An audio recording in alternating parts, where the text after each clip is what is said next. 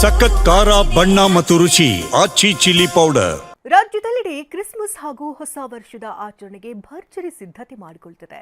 ರಾಜ್ಯದಲ್ಲಿ ಬಾಂಬ್ ಬೆದರಿಕೆ ಸಂದೇಶಗಳು ದಿಗಿಲು ಹುಟ್ಟಿಸಿದೆ. ಒಂದೇ ದಿನ ಮಂಗಳೂರು ಹಾಗೂ ಗದಗ ಮತ್ತು ಹಾಸನ ಜಿಲ್ಲೆಗಳಿಗೂ ಬಾಂಬ್ ಬೆದರಿಕೆ ಮೇಲ್ ಬಂದಿದ್ದು ಬೆಚ್ಚಿ ಬೀಳಿಸುವಂತಿದೆ.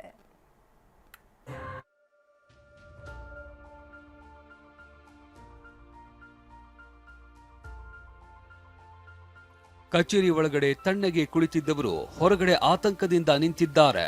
ಜನರಿಂದ ತುಂಬಿರ್ತಾ ಇದ್ದ ಡಿಸಿ ಕಚೇರಿ ಖಾಲಿ ಖಾಲಿ ಹೊಡಿತಾ ಇದೆ. ಬಾಂಬ್ ನಿಷ್ಕ್ರಿಯ ದಳ, ಶ್ವಾನದಳ ಇಂಚಿಂಚು ಪರಿಶೀಲನೆ ನಡೆಸ್ತಾ ಇದೆ.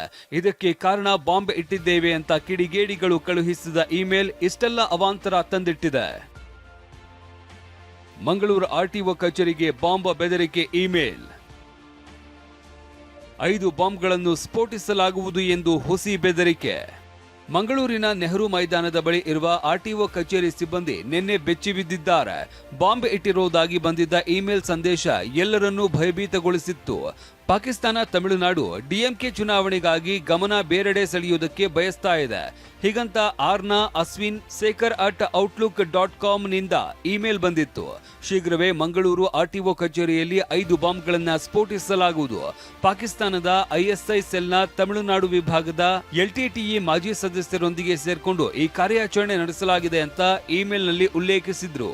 ಮಂಗಳೂರಿನ ಆರ್ಟಿಒ ಕಚೇರಿಗೆ ಬಾಂಬ್ ಬೆದರಿಕೆಯ ಇಮೇಲ್ ಬಂದಿದೆ. ಸೊ ಇದಕ್ಕಾಗಿ ಈಗ ಬಾಂಬ್ ಸ್ಕ್ವಾಡ್ ಎಲ್ಲವೂ ಕೂಡ ಬಂದು, ಪೊಲೀಸರು ಎಲ್ಲರೂ ಕೂಡ ಬಂದು ತಪಾಸಣೆಯನ್ನ ಆರ್ಟಿಒ ಕಟ್ಟಡದಲ್ಲಿ ಮಾಡ್ತಾ ಇದ್ದಾರೆ. ಇಲ್ಲಿ ನೋಡ್ಬೋದಾಗಿದೆ ಆರ್ಟಿಒ ಪ್ರಾದೇಶಿಕ ಕಚೇರಿ ಏನಿದೆ. ಸೊ ಇಲ್ಲಿ ಇರುವಂತಹ ಕಟ್ಟಡದಲ್ಲಿ 5 ಕಡೆ ಬಾಂಬ್ ಹಾಕಿದ್ವಿ, ಬಾಂಬ್ ಇಡ್ತೀವಿ, ಬಾಂಬ್ ಸ್ಫೋಟಿಸಲಾಗುವುದು ಅಂತ ಹೇಳಿ ಒಂದು ಬಾಂಬ್ ಕರೆಯ ಮೇಲನ್ನು ನಿನ್ನೆ ತಡರಾತ್ರಿ ಕಳಿಸಿರುವಂಥದ್ದು. ಸೊ ಇದರಿಂದಾಗಿ ಈಗ ಒಳಗಡೆ ಬಾಂಬ್ ಸ್ಕ್ವಾಡ್ ಎಲ್ಲ ತಪಾಸಣೆಯನ್ನು ಮಾಡ್ತಾ ಇರುವಂಥದ್ದು. ಸ್ಥಳೀಯ ಪೊಲೀಸರು ಕೂಡ ತಪಾಸಣೆಯನ್ನು ಮಾಡ್ತಾ ಇರುವಂಥದ್ದು.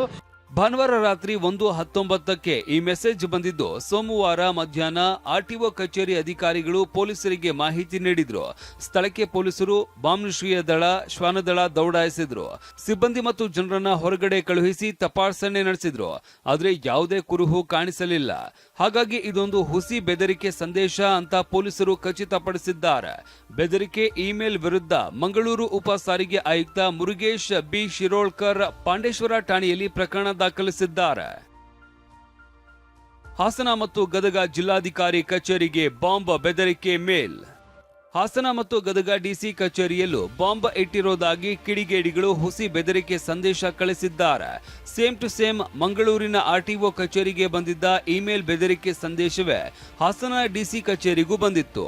ಜಿಲ್ಲಾ ಪೊಲೀಸರ ತಂಡ ಶ್ವಾನದಳ ದೌಡಾಯಿಸಿ ಕಟ್ಟಡದ ಮೂಲೆ ಮೂಲೆಯಲ್ಲಿಯೂ ಪರಿಶೀಲನೆ ನಡೆಸಿದ್ರು. ಈ ಕುರಿತು ಹಾಸನ ಜಿಲ್ಲಾಧಿಕಾರಿ ಕೆಎಸ್ ಲತಾ ಕುಮಾರಿ ಮಾತನಾಡಿ, ಯಾವುದೇ ಗಂಭೀರ ವಿಷಯ ಇಲ್ಲ, ಇಮೇಲ್ ಸತ್ಯಾಸತ್ಯತೆ ಪರಿಶೀಲನೆ ಮಾಡಬೇಕಾಗಿದ್ದು ಯಾರು ಆತಂಕ ಪಡೋದು ಬೇಡ ಎಂದಿದ್ದಾರೆ. ಹಾಸನ ಉಪ ವಿಭಾಗಾಧಿಕಾರಿ ಪೊಲೀಸರಿಗೆ ದೂರು ನೀಡಿದ್ದು ಎಫ್ಐಆರ್ ದಾಖಲಾಗಿದೆ. ಇನ್ನೊಂದೆಡೆ ಗದಗ ಜಿಲ್ಲಾಡಳಿತ ಭವನಕ್ಕೂ ಬಾಂಬ್ ಬೆದರಿಕೆ ಸಂದೇಶ ಬಂದಿದ್ದು 5 ಬಾಂಬ್ಗಳಿಂದ ಸ್ಫೋಟ ಮಾಡೋದಾಗಿ ಉಲ್ಲೇಖಿಸಿತ್ತು. ಪೊಲೀಸರು ಶ್ವಾನದಳ, ಬಾಂಬ್ ನಿಷ್ಕ್ರಿಯ ದಳದವರನ್ನ ಕರೆಸಿ ಪರಿಶೀಲನೆ ನಡೆಸಲಾಯಿತು. ಗದಗ ಜಿಲ್ಲಾಡಳಿತ ಭವನದಲ್ಲಿ ಕೆಲಕಾಲ ಆತಂಕದ ವಾತಾವರಣ ನಿರ್ಮಾಣವಾಗಿತ್ತು. ಮೊನ್ನೆ ಅಷ್ಟೇ ಅಂದ್ರೆ 12ನೇ ತಾರೀಕು ಬೀದರ್ನ ಡಿಸಿ ಕಚೇರಿಗೂ ಬಾಂಬ್ ಬೆದರಿಕೆ ಬಂದಿತ್ತು. ಅಲ್ಲದೆ ಡಿಸೆಂಬರ್ 13ನೇ ತಾರೀಕಿನಂದು ಕೋಲಾರ ಜಿಲ್ಲಾಧಿಕಾರಿ ಕಚೇರಿಗೆ ಬಾಂಬ್ ಬೆದರಿಕೆಯ ಇಮೇಲ್ ಬಂದಿತ್ತು. ಈ ಪ್ರಕರಣದ ಬೆನ್ನಲ್ಲೇ ಇದೀಗ ಮಂಗಳೂರು ಆರ್ಟಿಒ ಕಚೇರಿ ಮತ್ತು ಹಾಸನ ಹಾಗೂ ಗದಗ ಜಿಲ್ಲಾಧಿಕಾರಿ ಕಚೇರಿಗಳಿಗೆ ಹುಸಿ ಬಾಂಬ್ ಬೆದರಿಕೆ ಹಾಕಲಾಗಿದೆ.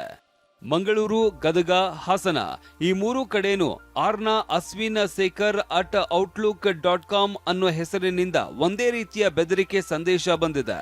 ಮುಂದಿನ ದಿನಗಳಲ್ಲೂ ಸ್ಫೋಟಿಸುವ ಬೆದರಿಕೆ ಹಾಕಿದ್ದಾರೆ. ಕಿಡಿಗೇಡಿಗಳು ಮಾಡಿರುವ ಕಿತಾಪತಿಯಿಂದ ಅಧಿಕಾರಿಗಳು, ಸಿಬ್ಬಂದಿ ಮತ್ತು ಸಾರ್ವಜನಿಕರು ಬೆಚ್ಚಿ ಬಿದ್ದಿದ್ದಾರೆ. ಆದಷ್ಟು ಬೇಗ ಹುಸಿ ಬೆದರಿಕೆ ಹಾಕಿದವರ ಹೆಡೆಮುರಿ ಕಟ್ಟಬೇಕಿದೆ. Bureau report, TV9.